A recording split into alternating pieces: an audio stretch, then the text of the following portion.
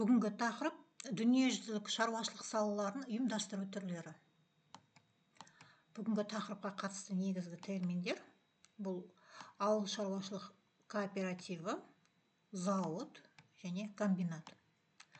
Ауыл шаруашылық кооперативі дегеніміз өндірістік және басқа шаруашылық әрекетті бірлесіп жүргізу үшін жеке тұлғалар немесе заңды тұлғалардың өз еркімен бірігу арқылы құрылатын ұйымдасу. Енді зауыт дегеніміз латынның фабрика деген сөзінен шыққан, яғни тікелей аударғанда шеберхана деп аударылады. Ол машиналарды пайдалануға негізделген ірі ауқымдағы өндіріспен сипатталатын өнеркәсіп. Комбинат латынның біріккен деген сөзінен шыққан, яғни жалпы аумақтық өндірістік кешенге біріккен және бірыңғай басқару құрылымы бар кәсіпорындар тобы.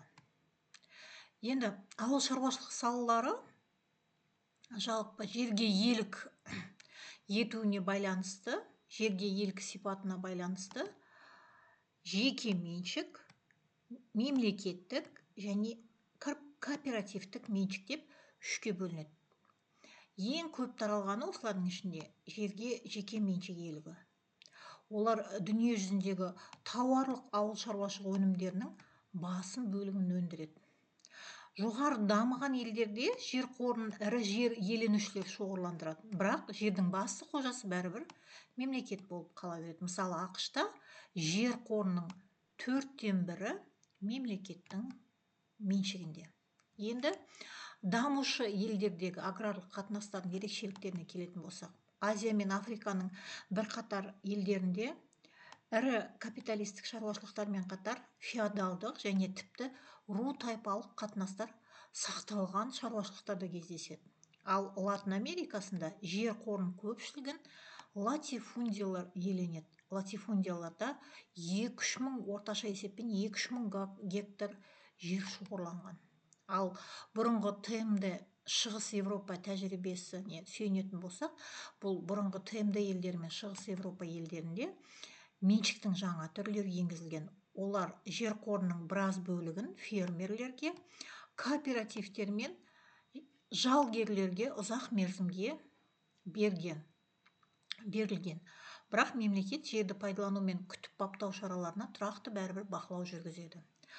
Енді ауыл шаруашылық кәсіпорындарын ұйымдасу жағынан 3 топқа бөлінетінін ескеру керекпіз.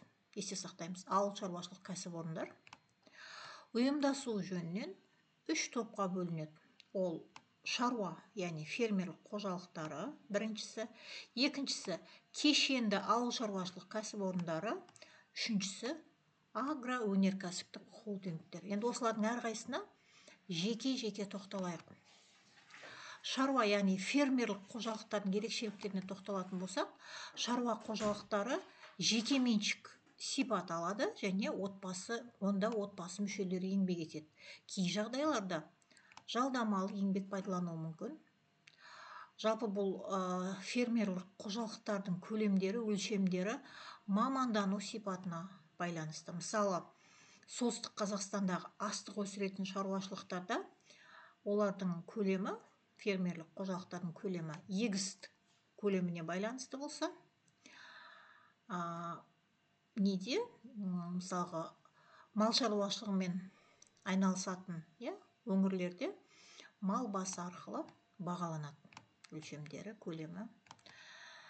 Енді келесі кешенді ауыл шаруашылық кәсіпорындарына тоқталатын болсақ, кешенді ауыл шаруашылық ауқымы жағынан ірі, бірнеше салаға маманданады. Мұндай кәсіпорындар ауыл шаруашылық кооперативі немесе акционерлік қоғам түрінде болады. Ал енді агроөнеркәсіптік холдингтерге тоқталатын болсақ, агроөнеркәсіптік холдингтер тәуелсіздік жылдарында пайда болды және корпоративтік ірі ұйымды инвестор компания басқарады. Холдингтер инвесторлар мен мүшелерінің қаржылық ресурстарын біріктіріп, ауыл шаруашылық шикізатын өндіру, өңдеу және өткізу жұмыстарымен айналысады. Мысалы, Қазақстандағы Қазагро ұлттық холдингі мемлекеттік инвестиция арқылы азық-түлік өндірісін және экспортты ұлғайту мақсатында жұмыс істейді. Жалпы Қазақстанда мемлекеттік және жеке меншік холдинг түрлері бар. Енді Өнеркәсіп саласын ұйымдастыруға тоқталатын болсақ, өнеркәсіп саласында кәсіпорындардың мынадай түрлері бар. Бірінші цех, шағын кәсіпорын, фабрика, зауыт, комбинат немесе концерн. Енді осылардың ішінде әрқайсысына тоқталатын болсақ, цехтар қызмет бағыты және шығарылатын өнім түрі бойынша құрылады. Мысалы, Алматыдағы әйгілі Рахат кондитер фабрикасының бисквит цехтары бар, арнайы карамель шығаратын цехтары бар, ирис, шоколад, конфет және зефир цехтары бар. Енді шағын кәсіпорындарға тоқталатын болсақ, шағын кәсіпорындарда жұмыс істеушілер саны 100-ге дейін болуы мүмкін, және олар бір текті өнімдер шығаруға маманданады. Оның артықшылығы неде? Шағын кәсіпорындардың артықшылығы нарықтық экономикаға тез бейімделу, тұтынушыға бағдарлану және ғылыми және технологиялық жаңалықтарды жедел енгізу мүмкіндігі бар.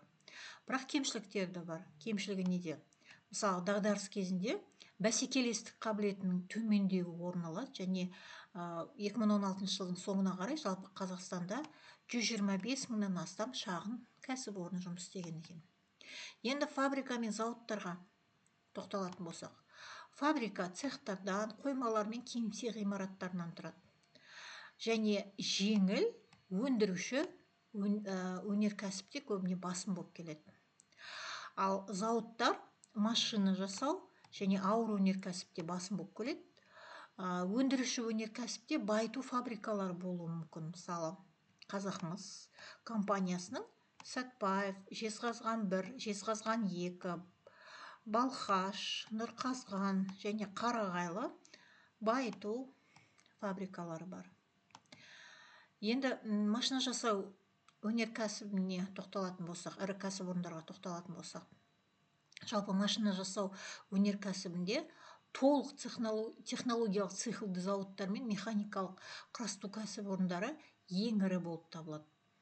Машина жасау жалпы өнеркәсібінің зауыт түрлері мынадай түрлері болады екен. Мысалы, тетіктер жасайтын зауыттар болуы мүмкін, құймалар, қалыптар жасайтын зауыттары болуы мүмкін, құрастыру зауыттары, механикалық құрастыру зауыттары, толық циклды зауыттар болуы мүмкін.